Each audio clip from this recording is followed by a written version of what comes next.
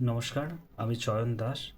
আমি সদ্য প্রকাশিত WBCS 2023 গ্রুপে সার্ভিসের ফলাফলে আমি West Bengal food and supply সার্ভিসে সিলেক্টেড হয়েছি।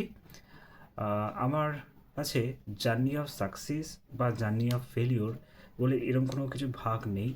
আমি সমস্ত বিষয়টাকে এক্সপিরিয়েন্স গ্যাদারিংয়ের দৃষ্টিভঙ্গি থেকে দেখে থাকি।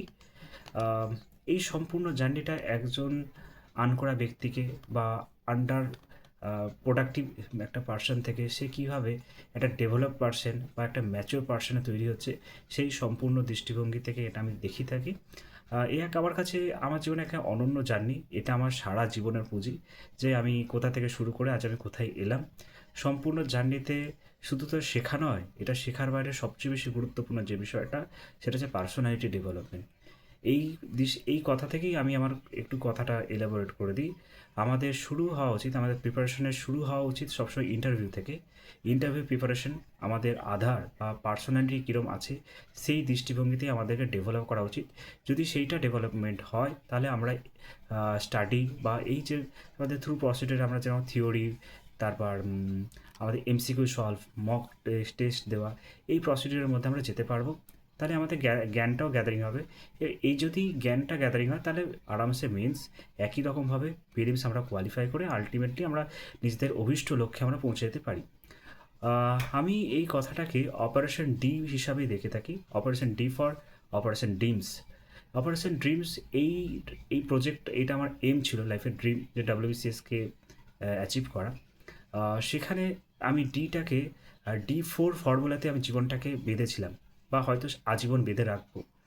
আর ডি ফর চারটে ডি, একটা ডি ফর ডেডিকেশন। আমি সব কিছু ডেডিকেট করে দিয়েছি সমস্ত কিছু এই সার্ভিসের জন্য। D for devotion. যতক্ষণ না WBCSকে আধ্যাত্মিক লেভেলে নিয়ে যাওয়া যাচ্ছে ততদিন পর্যন্ত কিন্তু আমাদের WBCS সে ড্রিম আমাদের শরীরে, রক্তে, মননে, চিন্তায়, যাপনে কখনোই ইনভলভ হবে না। তারপর হচ্ছে ডিসিপ্লিন। আমরা ডিসিপ্লিন ছাড়া এটা করতে পারি না কোনো দিন। আর ডিটারমিনেশন, আলটিমেটলি ডিটারমিনেশন, দৃঢ় প্রতিজ্ঞাবদ্ধ থাকতে হবে যে যতক্ষণ না আনটিল অ্যান্ড আনলেস আমরা পাচ্ছি আমাদেরকে লড়াই চালিয়ে যেতেই হবে। এবার পরের বিষয়টাতে আসি।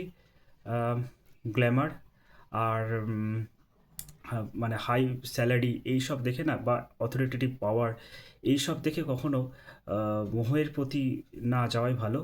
গ্রাউন্ড রিয়েলিটি অন্যরকম। আমার কাছে নীলবাতি একটা গ্ল্যামারের চেয়েও আমার কাছে মনে হয় নীলবাতি হচ্ছে একটা স্যাক্রিফাইসের সিম্বল। আমরা এই চাকরিটা পেতে গিয়ে কত কিছু স্যাক্রিফাইস করছি সেটা হয়তো বোঝা যায়। আর সবার প্রথমে বলবো কমফোর্ট জোন থেকে বেরিয়ে আসা।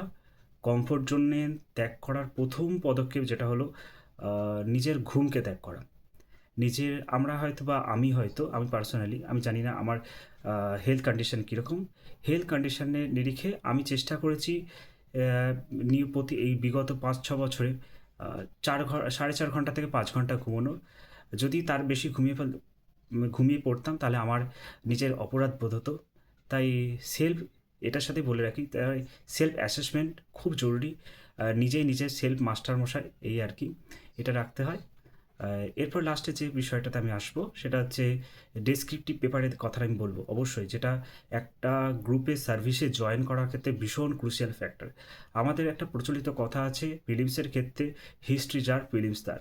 কিন্তু যখন মেন্স বা ইন্টারভিউ পার করে আলটিমেটলি আমাদের যেটা অভীষ্ট লক্ষ্য, সেই কাঙ্ক্ষিত পিডিএফে নিজের নামটাকে সুরক্ষিত করার ক্ষেত্রে আমার মনে হয় ডেসক্রিপটিভ পেপারকে এবং একই সাথে অপশনাল পেপারকে বিশেষ গুরুত্ব সহকারে পড়া উচিত। এবার কীভাবে পড়বো? MCQ, একটা সোজা কথা, MCQ এর মার্কস মোটামুটি মোরালে সবার সেম থাকে। হয়তো 20-30 থেকে 50-এর মধ্যে ঘোরাফেরা এই ডিফারেন্সটা হয়। কিন্তু আমাদের যেটা ফ্যাক্টর হয়ে দাঁড়ায় সেটা হচ্ছে ডেসক্রিপটিভ পেপার এবং অপশনাল পেপার। অপশনাল পেপার প্রিপারেশনের ক্ষেত্রে আমার যেটা ব্যক্তিগত মনে হয়, আমার প্রথম লক্ষ্য থাকবে যে এক্সামিনার আছে তার কাছে আমার খাতাটা হবে ইউনিক। সেটার জন্য আমি যাবতীয় চিন্তাভাবনা বা আধুনিক বিজ্ঞানসম্মত রিপ্রেজেন্টেশনকে আমরা কিন্তু ফলো করব। যারা WBCS অপশনালে জিওগ্রাফি নিচ্ছেন, আমি জিওগ্রাফি আমার ছিল সেই হিসাবে বলছি, আমি খাতাটাকে স্মার্ট করার চেষ্টা করেছি। Graphical representation, numbering, bulletin, tabulation format, একই লেখা কিন্তু কন্টেন্টকে এত রিপ্রেজেন্টেটিভভাবে তৈরি করা যায় এবং স্মার্টভাবে। বেশি লেখার প্রয়োজন নয়, কারণ হচ্ছে আমাদের এটা আমি ইউপিএসসি বা ডাব্লিউবিসিএসের জন্য, সিভিল সার্ভিসের জন্য লিখছি। একজন অফিসারের দৃষ্টিভঙ্গি কীরকম সেই দৃষ্টিটা রিফ্লেক্ট হয়, সেটাই আমার খাতায় থাকবে, যেটা আমাকে আর 10 জনের চেয়ে আমাকে আলাদা করবে। এই এই মেকানিজম অফ থট প্রসেস, এটাই আমাকে একজন কিছুটা হলেও প্রিভিলেজ দিচ্ছে, ডিভিডেন্ড দিয়েছে এইগুলোই।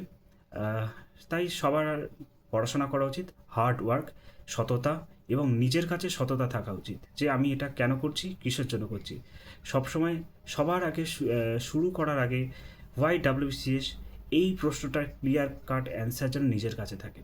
নিজের কাছে সৎ থাকলে সব কিছু হয়ে যায়, আর নিজের কাছে সম্মান থাকলে পৃথিবীর সকল মানুষ তাকে সম্মান করে। থ্যাংক ইউ, সবাই ভালো থাকবেন।